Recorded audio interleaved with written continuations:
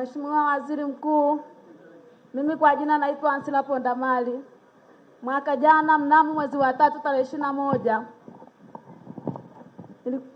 Samahani, lakini nilikuwa na mambo mawili. Mwaka jana tarehe 21 mwezi wa 3 alibakwa mtoto wa dada yangu akiwa anatoka shule muda wa saa 8 mchana. Lakini ile kesi ilienda, mtuhumiwa kwa askari walifanya vizuri, walimkamata akawekwa ndani, lakini baada ya muda alikuja kutolewa nje. Mwezi wa 8 tukawa tunahudhuria hivyo hivyo, kesi imekuja kuisha mwezi wa 8. Baada ya kesi kuisha ile mwezi wa 8, mtuhumiwa tayari akawa ameshaondoka. Aliambiwa kabisa kwamba tunakuja hukumu inakuja kutolewa tarehe 23, na akiwa yupo nje bila kukamatwa tena kuwekwa ndani, alitolewa akawa huru, yupo nje, na hata mpaka leo hajawahi kufungwa, yupo nje. Walisha hukumu hewa miaka 30 kwamba amehukumiwa, lakini wakati wanahukumu hakimu alinisomea tu mimi mwenyewe kwamba yule mtuhumiwa siku yoyote akikamatwa, utakapomuona popote toeni taarifa, tutaweza kuwasaidia. Lakini alivyotoroka amerudi majuzi baada ya baba yake kufariki, sikuona hatua yoyote ikichukuliwa, na nilijaribu kuwasiliana na mwanasheria aliyekuwa anasimamia kesi, maana binti alibakwa akiwa na miaka 10. Wakadai kwamba mtoto yule ameshafikisha miaka 10, yule mtu anaruhusiwa kupewa dhamana. Angekuwa chini ya miaka 9 ndio asingewekewa dhamana. Lakini wale waliomdhamini walilipa milioni 2 pale, wakawa wameachiwa kwamba wawe huru, ila yule atakapokamatwa popote atawekwa ndani. Lakini mpaka leo hakuna kinachoendelea. Naumia sana kama mzazi, kwa sababu yule mtoto aliharibiwa sana. Kijana alikuwa ni mtu mzima na mtoto ni mdogo wa miaka 10. Yuko wapi kwa sasa? Mtoto yupo shule. Yule mtuhumiwa alikuwepo tarehe 16 mwezi huu wa kwanza hapa, lakini nikaonana na nikawatumia message kwamba tayari huyu mtuhumiwa yupo, maana ile alabi hawajawahi kutupa, wakasema hii kesi ya serikali. Kamanda wa polisi, huyu mtu yupo nchini. Ongea na makamanda wenzako wote nchi nzima, popote alipo akamatwe. Pigianeni simu, tumieni cyber, tumieni hii mko na ujuzi huo. Ana hukumu. Hii ni dharau kubwa, ni matusi kwa vyombo vyetu vya sheria. Hawezi mtu akawa amehukumiwa alafu mama yeye mwenyewe ndo afuatilie. Sheria hizi ni za nchi, sio za huyu mama. Hizi sheria, amevunja sheria za nchi huyu. Na hukumu ya mahakama ndio chombo chetu cha sheria, kilisha hukumu. Kwa hiyo pigianeni simu, mtafuteni popote alipo akamatwe.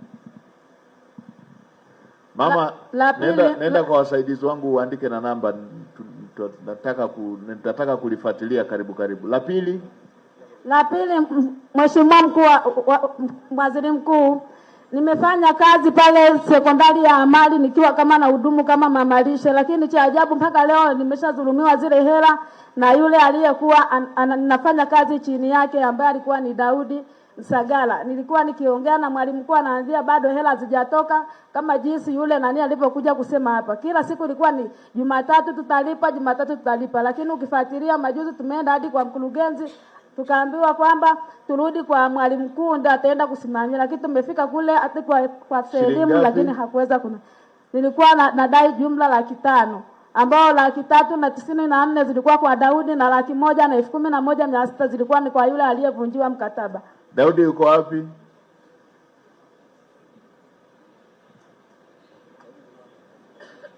Daudi yuko wapi?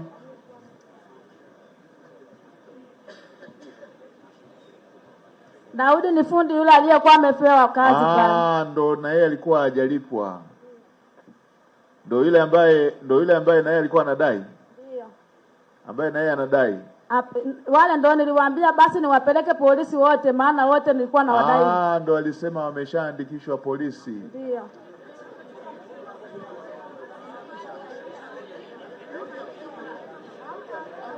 Unadai shilingi ngapi kwake? Kwa Daudi nadai shilingi 394,300. Sasa Daudi si ameshalipwa? Sijajua kama Daudi amelipwa. Yule aliyelipwa ni fundi msaidizi aliyekuwa anafanya kazi kwa Daudi, sio Daudi. Ndio. Mkurugenzi, hii mnailipa lini? 500,000.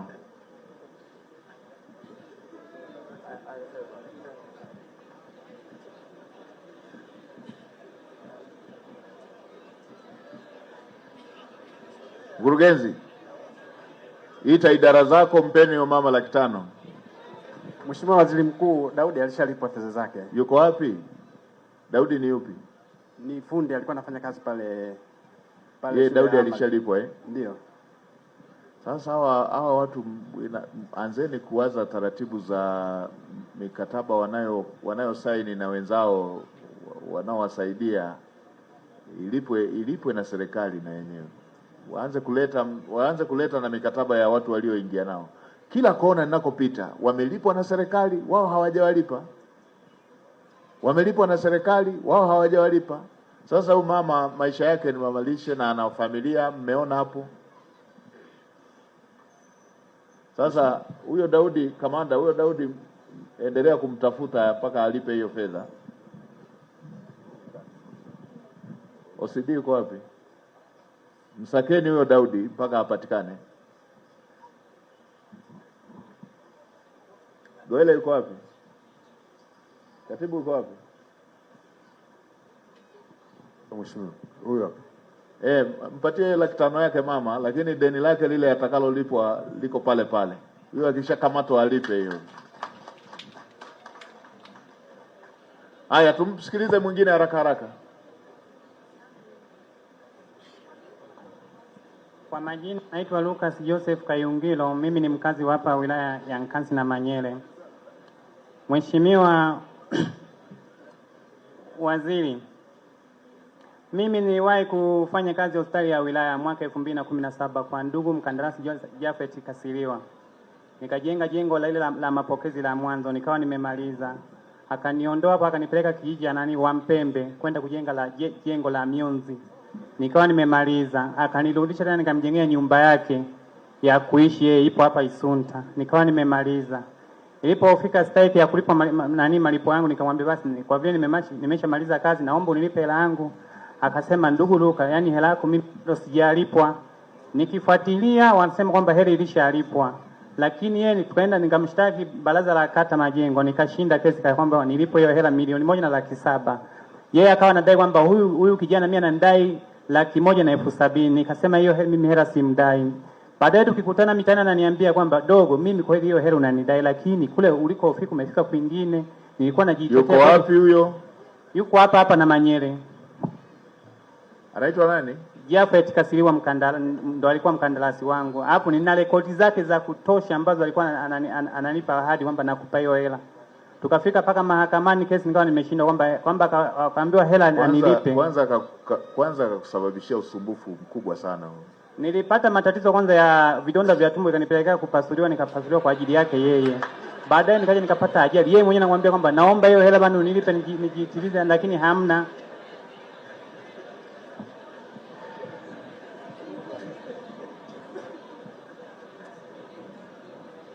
Anakaa wapi huyo? Anakaa Isunta karibu na mtandao wa Halotel, ndio nyumba yake ambayo nilimjengea, ndio anaishi pale. Na hiyo nyumba hakunilipa hata shilingi 100.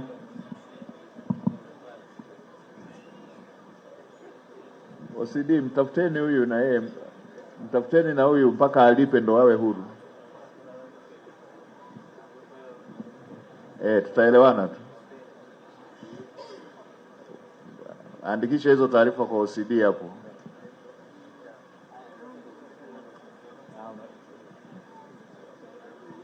Mheshimiwa, nashukuru sana, Mungu akubariki akuzidishie, nimelipwa haki yangu.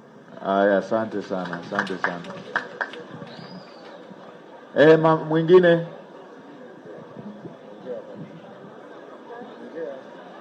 Shikamoo Mheshimiwa Waziri Mkuu. Marabu, jambo mwanangu. Sijambo. Naam. Kwa majina naitwa Grayson James Sungura. Na shida moja. Nilipomaliza darasa la 7 nilifaulu kwa wastani wa A zote, lakini shule niliyopangiwa sikuipenda. Umepangiwa shule gani na wewe unataka kusoma masomo gani? Ruiche. Unataka kusoma masomo gani?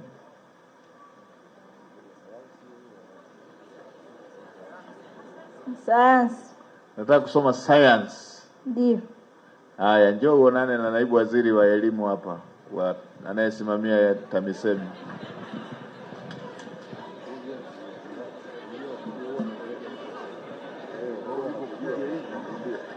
Anataka kusoma science. Anataka kusoma science.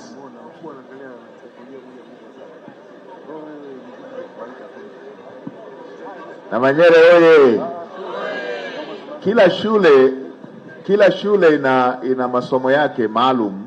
Umeona kama hizo ambazo Mheshimiwa Samia amezijenga, zingine ni technical, zingine ni za science, zingine ni za biashara. Kwa hiyo yuko sahihi. Haya, tumsikilize mwingine haraka haraka ili tumlete naibu waziri. Asante. Hebu wale ambao wameandika hapa, ambao mko hapo niwaone. Si mmeshaandika hapa? Wale ambao mmeandika. Wale ambao hawajaandika. Nilitaka kama kuna mtu hajaandika aonane na makatibu aandike, ili usipoteze fursa hiyo. Andikeni, msije mkapoteza hiyo fursa, kwa sababu hizi zilizoandikwa huenda hatutawasikiliza wote hapa. Si mnaona mzigo huu hapa Huenda hatutawasikiliza wote hapa, lakini kwa sababu hoja zinajieleza hapa. Nimeona kama hiyo ya wastaafu, nimeona ya TASAFU, nimeona ya bima ya afya, nimeona ya mashamba, zitafuatiliwa na sekta inayohusika. Kwa hiyo wala msipate shida kwamba lazima kila mmoja aseme hapa. Asante. Kwa majina anaitwa Monica Sichone, swala langu ni la mashamba. Ilikuwaje mama?